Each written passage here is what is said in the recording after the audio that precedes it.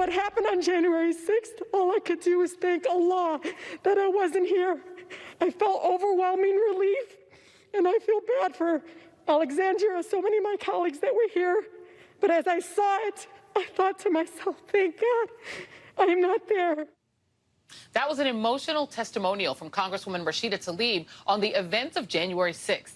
As a Muslim woman and the target of frequent death threats, she described what it's like for people of color to live in fear of the very kind of extremists who laid siege to the Capitol that day. And she was one of several House Democrats who offered their reflections last night on the insurrection.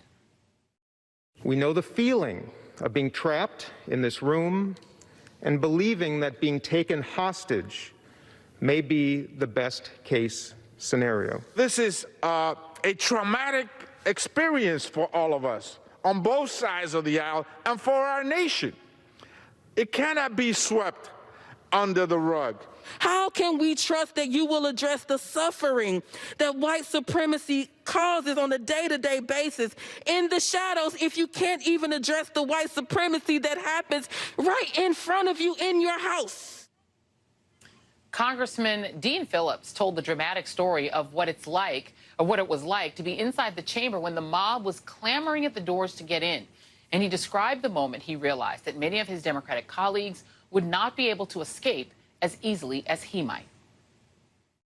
I screamed to my colleagues to follow me across the aisle to the Republican side of the chamber so that we could blend in. But within moments, I recognized that blending in was not an option available to my colleagues of color.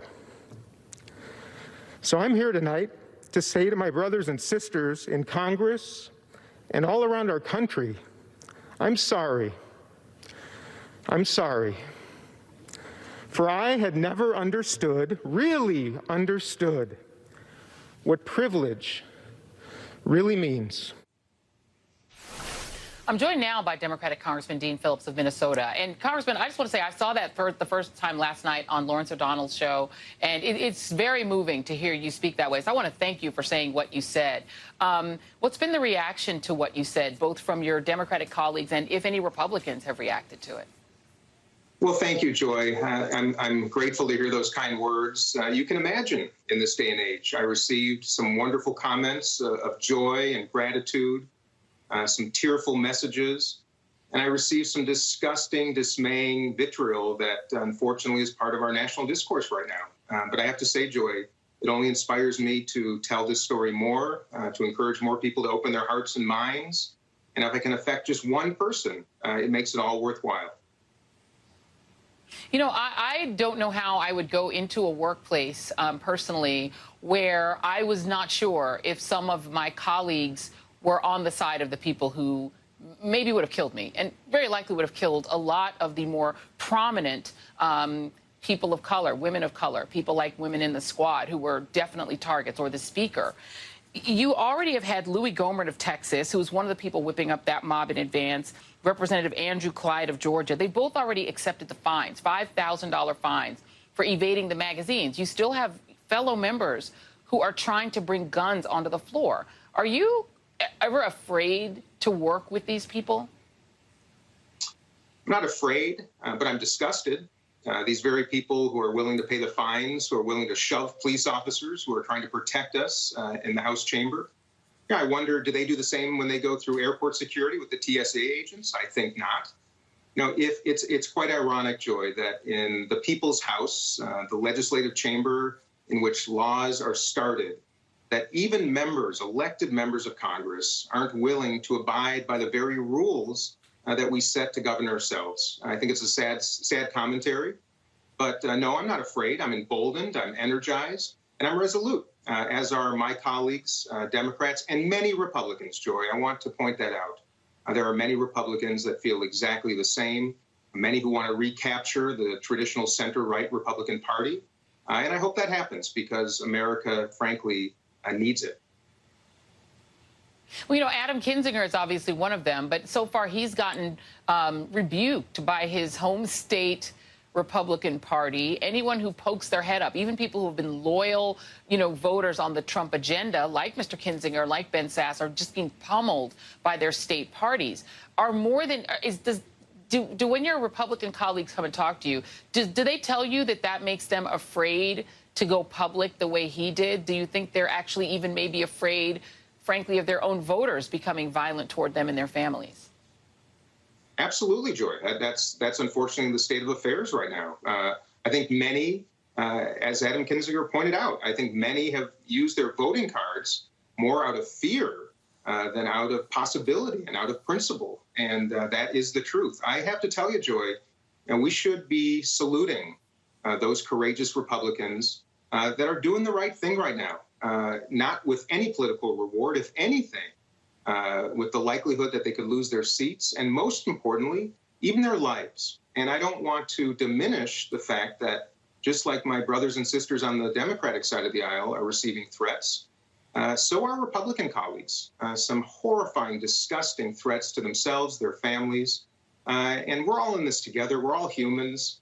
I really think it's time that we take a step back and, like I said earlier, open hearts, open minds, recognize that the greatest risk to our country right now is not foreign threats, it's ourselves. And we have a choice. We're at a fork in the road right now. And my hope and expectation and all my energies are going to be directed to pursuing that path with any like-minded, principled person of decency, no matter their party, no matter their perspective. And I think we all have a role to play. I will be the first to join you. And listen, I disagree with everything Adam Kinzinger has probably ever voted for. His voting record to me, I totally disagree with it. But I'll be the first one to praise him for at least having the guts to speak up, because I know that you get a lot of blowback and threats when you do it. So I will absolutely join you in praising him in particular for that.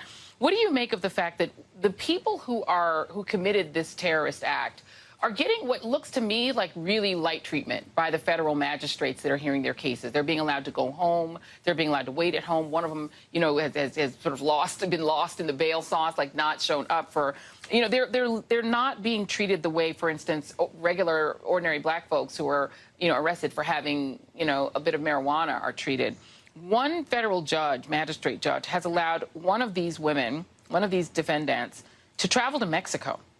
Her name is Jenny Cudd. She's a florist from Texas. She's been given permission to go on a work retreat outside of the United States in Mexico. What do you make of that? Well, Joy, part of my mission, my personal mission, is to ensure that everybody is treated the same under law, no matter your race, religion, your geography, your politics. And when that doesn't happen, we have problems. I don't want to opine on any of the specifics. I don't have the data in front of me, and I'm not an attorney. But it troubles me, of course, when I see those being allowed to travel to Mexico.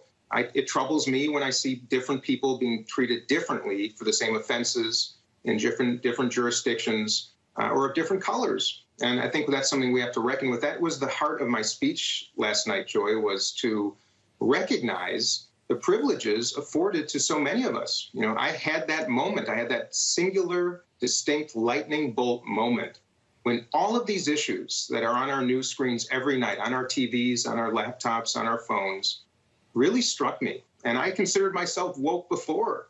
But no, I really learned what that meant the other day. It has to do with our judicial system, our justice system, our law enforcement system, our economy, so many elements of our country. And the best news is that we will be a much better country, an extraordinarily better country, when we address these issues. And we all have some work to do. We all have some work to do. Congressman Dean Phillips, I want to thank you, a true ally, and we need them these days out here in the world. You are a true ally, and I want to thank you for that.